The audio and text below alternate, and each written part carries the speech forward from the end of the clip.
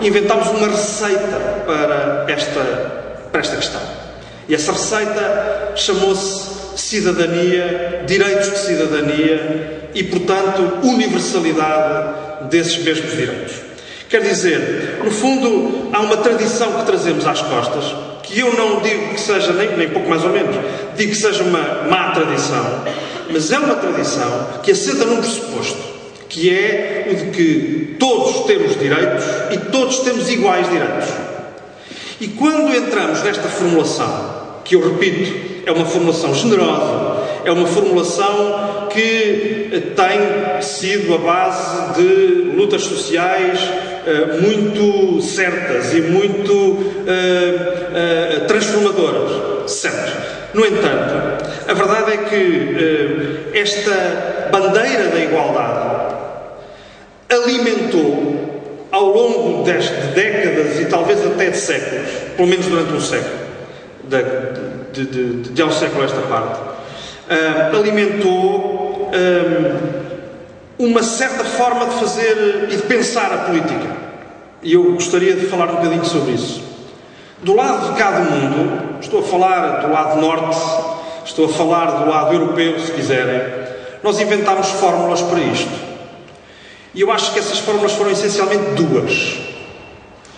A primeira foi a do Estado de Providência, a do Estado de Bem-Estar, a do Estado que tem políticas públicas de redistribuição, pela via fiscal, pela via da distribuição dos rendimentos, políticas salariais, etc. Mas sobretudo pela via fiscal. Mas ao mesmo tempo, e talvez aqui bata um ponto importante, ao mesmo tempo que íamos desenvolvendo, que alguns países europeus, que alguns países do norte desenvolvido do mundo, iam desenvolvendo as políticas de igualdade que, em síntese, formam aquilo que a gente chama o Estado de Providência, esses mesmos Estados foram desenvolvendo uma outra estratégia, que é a estratégia de assimilação das minorias. Ou seja, igualdade básica, social, cívica, com base em direitos para todos, certo? Mas a isso, boa parte destes países, França, Reino Unido e por aí adiante, acrescentaram uma outra estratégia, que é a estratégia de assimilação das minorias, das diversas minorias. Minorias religiosas, minorias étnicas, minorias de orientação sexual, minorias de todo o género e feitio. Minorias, enfim, estéticas, o que quiserem. E a prática tem sido, predominantemente, a de homogeneizar. Isto é, a de olhar a diferença como um problema. Olhar a diferença como um defeito transitório, que um dia há de ser eliminado. E esse dia glorioso é o dia em que todos seremos iguais. O que será desculpem a expressão, será uma tremenda chatice. Uma tremenda chatice, porque vamos ser todos clones uns dos outros, sem nenhuma diferenciação. Enfim, estou naturalmente a parodiar. Mas esta estratégia de assimilação foi justamente a par com a bandeira da igualdade. E por isso ela acabou por ser socialmente bem aceite, generosa, tida como boa. Quais foram os resultados? Bom, os resultados foram precisamente o de uma negação, em grande medida, uma negação do direito à diferença.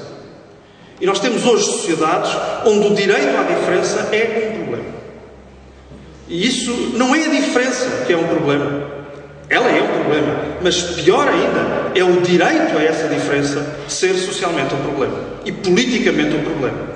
E portanto ser qualquer coisa que é tolerável, na melhor das hipóteses, mas que, em bom rigor, é algo que deveria, na mente, digamos, dominante, ser eliminado o mais depressa possível.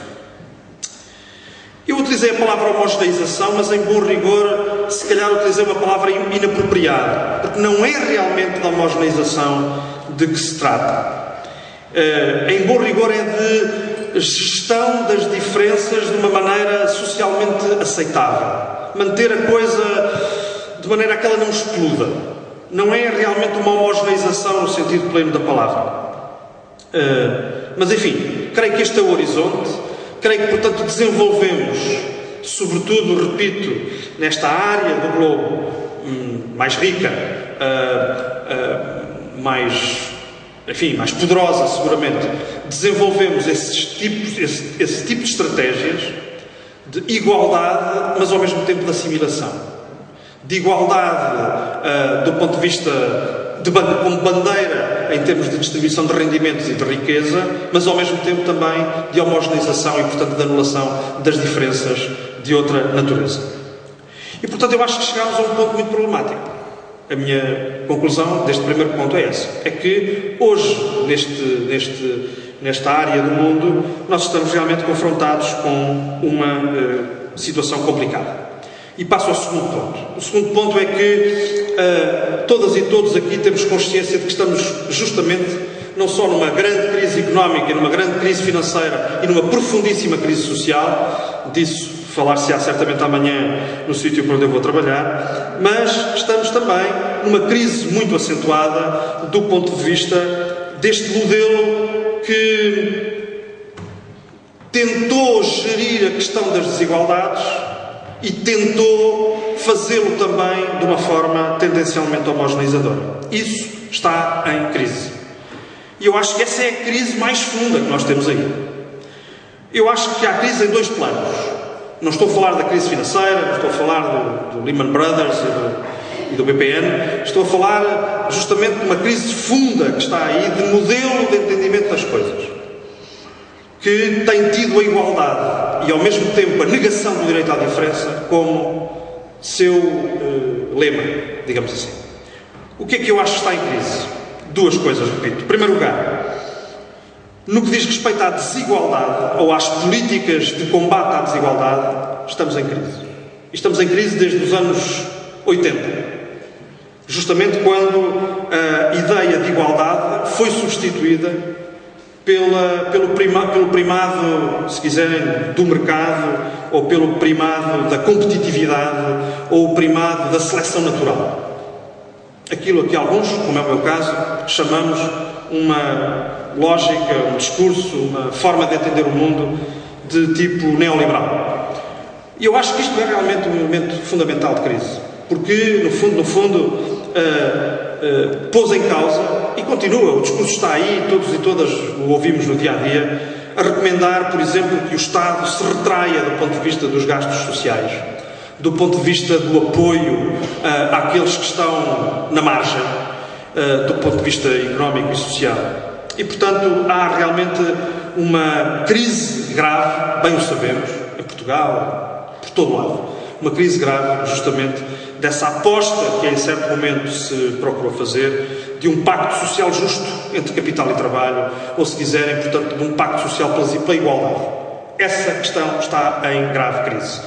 E isso, creio que ninguém tem dúvida, tem nomes, talvez o maior dos nomes disso, e deixem que ponha aqui um traço que, enfim, poderá não merecer a vossa concordância, mas eu creio que o traço mais importante de crise, de evidência disso, é a precariedade das relações laborais.